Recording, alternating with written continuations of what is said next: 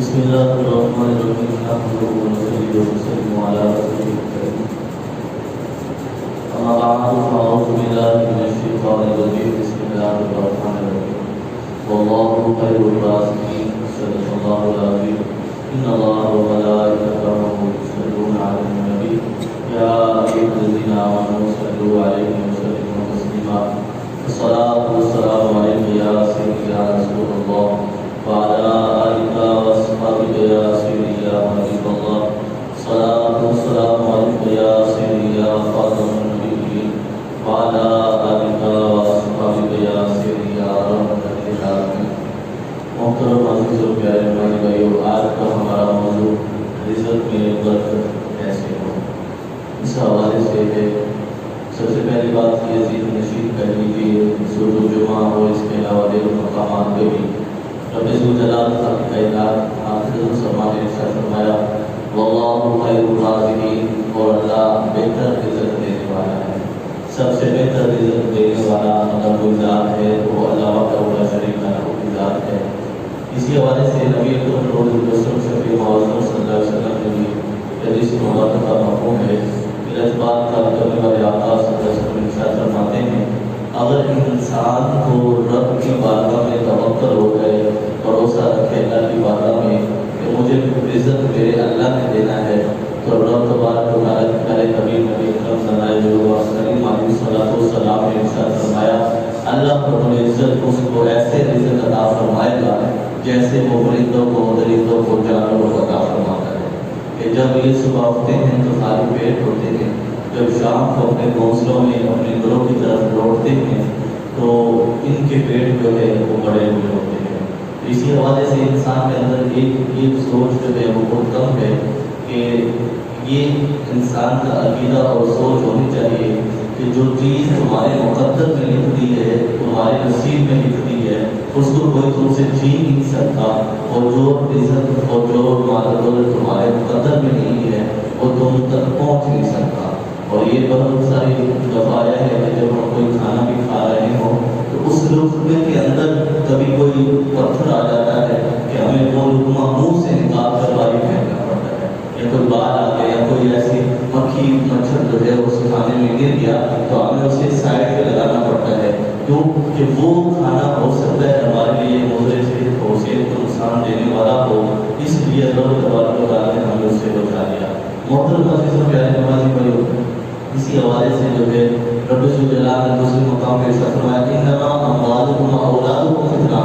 بے شک تمہارے مال اور تمہاری اولاد یہ تمہارے لیے بڑی آزمائش ہے۔ اب بات یہ ہے کہ حلال رزق میں رب تبارک و تعالیٰ نے برکت رکھی ہے، حرام میں برکت نہیں بلکہ اس پر بھی فقر ہے۔ اور اسی حوالے سے حلال اور حرام رزق کے بارے میں بھی جو ہے حضرت مولوی کرم اللہ وجہ کریم سے کسی نے پوچھا کہ دنیا کی تعریف کیا ہے، تو آپ نے بہت ہی آسان طریقے سے فرمایا، حضرت علی رضی اللہ عنہ نے فرمایا میں اس در کی کیا تعریف کروں جس کا صحت مند در حقیقت بیمار ہے، جس کا صحت مند در حقیقت بیمار ہے،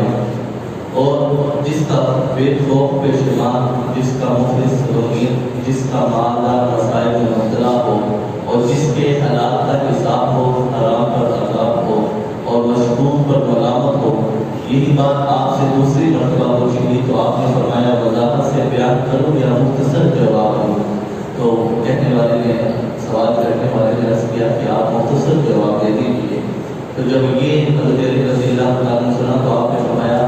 اس کے مال حلال کا حساب ہے اور حرام کا عذاب ہے، کہ جو حلال رزق کمایا ہے اس پر حساب دینا ہوگا، جو حرام ہے اس پر عذاب ہوگا، اس پہ فقر ہوگی، اس پہ رب کی ناراضگی ہوگی، اور رب کی فقر رب خود فرماتا ہے ان بطش ربک لشدید، بے شک تیرے رب کی فقر جو ہے وہ بڑی سخت ہے۔ اور اسی حوالے سے جو ہے دوسری بات بھی جو ہے وہ سماعت کی کہ انسان کے دل کے اندر لالچ نہیں ہونا چاہیے۔ لالچ جو ہے یہ نیکی کو تباہ و برباد کر دیتا ہے، اور انسان جو ہے اس کے جو ہے برے اثرات انسان کے اوپر پڑتے ہیں۔ اسی حوالے سے حضور پاک صلی اللہ علیہ وسلم کا فرمان ذکر ہے، آپ سرکار علیہ السلام نے ارشاد فرمایا دو بھوکے کبھی سیر نہیں ہوتے، ایک علم کا بھوکا اور دوسرا دولت کا بھوکا۔ علم کا بھوکا جو ہے وہ یہ کہتا ہے کہ اگر علم آئے تو اور میرے علم میں اضافہ ہو، اور مجھے علم آئے، وہ علم کی جستجو میں بہت آگے جاتا رہتا ہے، اور جو دولت کا بھوکا ہے اگر اس کے پاس آج سائیکل ہے تو موٹر سائیکل کی تمنا کرے گا، موٹر سائیکل آج کی گاڑی کی تمنا کرے گا، بغیر کی گھروں کی اچھے اچھے مکانات کی جو ہے وہ تمنا دل کے اندر لالچ ہرس لائے گا، اور یہ اس کو جو ہے برائی کی طرف لے جائے گی۔ اسی حوالے سے جو ہے ایک یہ بھی بات بتائی گئی کہ رسول اللہ صلی اللہ علیہ وسلم نے فرمایا، حضرت ابو ہریرہ رضی اللہ عنہ سے روایت ہے کہ مجھ سے کوئی بات صاحب اللہ صلی اللہ علیہ وسلم نے فرمایا، اے ابو ہریرہ جب تجھے بھوک لگے تو ایک روٹی اور پانی کا پیالہ تیرے لیے کافی ہے، اور دنیا کی مزید خواہش ہلاکت ہے۔ تیرے لیے جب بھی بھوک لگے تو یہ بھی انسان کی حقیقت ہے، جب انسان کو بھوک لگے تو اس وقت بہت ساری تمنائیں آرزو ہوتی ہے، جب اس کا پیٹ بھر جائے کوئی چیز بھی کھا کے پھر اس سے اس کے پاس اچھے سے اچھا اور عمدہ سے عمدہ چیزیں بھی رکھ دی جائیں تب بھی وہ اس کی طرف ہاتھ نہیں بڑھاتا کیونکہ اس کا پیٹ بھر گیا۔ تو آپ صلی اللہ علیہ وسلم بہت ہی آسان طریقے سے ابو ہریرہ کو بیان فرمایا کہ ابو ہریرہ جب تجھے بھوک لگے تو ایک روٹی اور پانی کا پیالہ تیرے لیے کافی ہے، اور دنیا کی مزید خواہش ہلاکت ہے، یہ ہلاکت کا سبب بنتی ہے۔ اور اس کے حوالے سے ایک واقعہ جو ہے وہ سماعت کیجیے کہ ایک لالچی شخص کا واقعہ۔ حضرت شفیع رحمۃ اللہ تعالیٰ کہتے ہیں کہ ایک آدمی نے ایک چڑیا کو شکار کیا تو وہ اس سے کہنے لگی کہ مجھے ذبح کر کے نہ کھاؤ۔ چڑیا نے کہا خدا کی قسم میرے کھانے سے تمہارا پیٹ نہیں بھرے گا، کیونکہ میں چھوٹی سی ہوں، ذبح کر کے کھاؤ گے میرے کھانے سے تمہارا پیٹ نہیں بھرے گا۔ میں تمہیں 3 ایسی باتیں بتاؤں گی جو میرے کھانے سے کہیں بہتر ہے۔ ایک تو میں تم کو اس قید کی حالت میں نہیں بتاؤں گی، دوسری سامنے درخت پر بیٹھ کے بتاؤں گی، اور تیسری دور جا کے پہاڑ کے اوپر جا کے بیٹھ کے بتاؤں گی۔ آدمی نے کہا چلو ٹھیک ہے پہلی بات بتاؤ۔ تو چڑیا نے کہا یاد رکھو گزری ہوئی بات پہ افسوس نہ کرنا، یاد رکھو گزری ہوئی بات پر افسوس نہ کرنا۔ آدمی اسے چھوڑ دیا، جب وہ درخت پہ جا کے بیٹھ گئی تو پھر اس آدمی نے کہا چلو مجھے دوسری بات بتاؤ۔ چڑیا کہنے لگی دوسری بات یہ ہے ناممکن بات کو ممکن نہ سمجھنا، ناممکن بات کو ممکن نہ سمجھنا۔ پھر وہ اڑ کے پہاڑ پہ جا بیٹھے اور کہنے لگی اے بدنصیب اگر تو مجھے ذبح کر دیتا تو میرے پوٹے سے 20 مسقال کے 2 موتی نکلتے۔ یہ سن کر وہ شخص افسوس سے اپنے ہونٹ کاٹتے ہوئے کہنے لگا اب تیسری بات بھی بتا دو۔ چڑیا بولی تم نے پہلی 2 باتوں کو تو بلا دیا، اب تیسری بات کس لیے پوچھتے ہو؟ میں نے تم سے کہا تھا نا کہ گزشتہ بات پہ افسوس نہ کرنا اور ناممکن بات کو ممکن نہ سمجھنا۔ تو اب یہ بات کہنے کے بعد وہ کہنے لگی کہ تو نے ناممکن کو ممکن سمجھ لیا اور افسوس کرنے لگا کہ میرے اندر میرے کوٹ کے اندر 2 مسقال کی جو روٹی ہے۔ تو اب جب یہ کہا کہ اس چڑیا نے تو کہنے لگی کہ یہ کیسے ممکن ہو سکتا ہے؟ 2 مسقال کا وزن تو اتنا زیادہ ہوتا ہے کہ اگر میرا سارا وزن میرا گوشت خال گوشت پر سب کچھ بھی جو ہے اس کا وزن کیا جائے تو 2 مسقال اس کا وزن نہیں ہو سکتا، تو میرے اندر وہ موتی کیسے سما سکتے ہیں؟ تو اس لیے کہ ممکن کو جو ہے بتا دیا کہ ناممکن چیز کو ممکن نہ سمجھنا۔ اور اسی حوالے سے یہ انسان کی انتہائی حریص ہونے کی مثال ہے، کیونکہ وہ بھی لالچ میں ناممکن کو ممکن سمجھتے ہوئے راہ حق سے بھٹک جاتا ہے۔ جب انسان کا یہ عقیدہ ہو کہ اللہ ہوتا ہے وہ رازق، میرے اللہ نے مجھے رزق دینا ہے اور وہ بہتر رزق دینے والا ہے، اور اسی طریقے سے رب نے قرآن میں بیٹھا ہے کہ سورۃ طلاق میں ارشاد فرمایا وَمَن يَتَّقِ اللَّهَ يَجْعَل لَّهُ مَخْرَجًا وَيَرْزُقْهُ مِنْ حَيْثُ لَا يَحْتَسِبُ وَمَن يَتَوَكَّلْ عَلَى اللَّهِ فَهُوَ حَسْبُهُ إِنَّ اللَّهَ بَالِغُ أَمْرِهِ قَدْ جَعَلَ اللَّهُ لِكُلِّ شَيْءٍ قَدْرًا۔ اس آیت کے مبارک نبی اکرم نور المعصوم شفیع معظم صلی اللہ علیہ وسلم نے ارشاد فرمایا بندہ مومن اس آیت کو تھام لے، اس آیت کو پکڑ لے، اس کا معنی مفہوم دل کے اندر ذہن کے اندر دماغ کے اندر بٹھا لے تو اس کے لیے یہ آیت ہی ساری زندگی کافی ہے۔ اس کا مطلب کیا ہے؟ جو اللہ کے بارگاہ میں کھڑے ہونے سے ڈرے، اللہ کا خوف اپنے دل میں رکھے، وَمَن يَتَّقِ اللَّهَ يَجْعَل لَّهُ مَخْرَجًا، اللہ اس کے لیے ایسی جگہ سے رزق نکلنے کا سبب بنا دے گا کہ جہاں سے اس کا وطن و گمان بھی نہیں ہوگا، اور وہ اللہ کی ذات پہ بھروسہ رکھے۔ یہ بھروسہ کبھی رب تبارک و تعالیٰ اپنے بندے کا ٹوٹنے نہیں دیتا۔ آج ہم نے جو بے برکتی کا سبب ہے، ایک بڑا سبب یہ ہے کہ ہم نے اغیار کی طرف جو ہے نظریں لگا لی، اغیاروں کی طرف جب نظریں لگا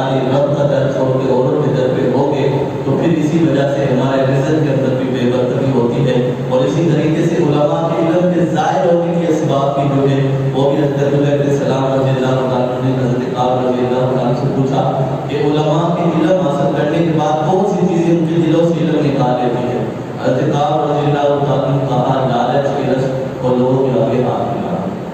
یہ دو چیزیں جو انسان کو تباہ و برباد کر دیتی ہیں۔ کسی شخص نے حضرت فضیل رحمۃ اللہ تعالیٰ سے اس قول کی وضاحت ہے، انہوں نے جواب دیا کہ انسان لالچ میں جب کسی چیز کو اپنے مطلوب مقصود بنا لیتا ہے تو اس کا دین مسلط ہو جاتا ہے۔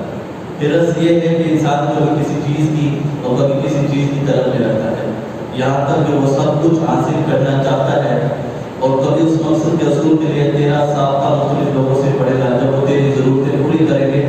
تیری ناک میں نکیر ڈال کے جہاں چاہیں گے لے جائیں گے، وہ تجھ سے اپنی عزت چاہیں گے اور تو ذلیل ہو جائے گا، اور اسی محبت دنیا کے باعث جب بھی تو ان کے سامنے سے گزرے گا تو وہ انہیں سلام کرے گا، اور جب وہ بیمار ہوں گے تو عیادت کو جائے گا۔ یہ تیرے تمام افعال خدا کی رضا کے لیے نہیں ہوں گے، تیرے لیے بہت اچھا ہوتا اگر تو ان کا محتاج نہ ہوتا۔ یہ حضرت فضیل رضی اللہ تعالیٰ عنہ نے وضاحت فرما دی۔ اسی بات سے اندازہ لگائیں کہ جب ہمارا ایمان یہ ہوگا اللہ پاک رزق دینے والا ہے اور اللہ پاک سے دعا بھی کریں اور اسی رزق کے اندر برکت بھی ہوگی۔ بعض حضرات جو ہیں وہ طرح طرح کے کام کرتے ہیں۔ ایک صحابی رسول تھے، ان کی صرف بچیاں تھی، بیٹا کوئی نہیں تھا، تو جب وقت مثال قریب آیا تو ایک صحابی جو ہے ان کی خدمت کے لیے کچھ مال و دولت لے کے آئے۔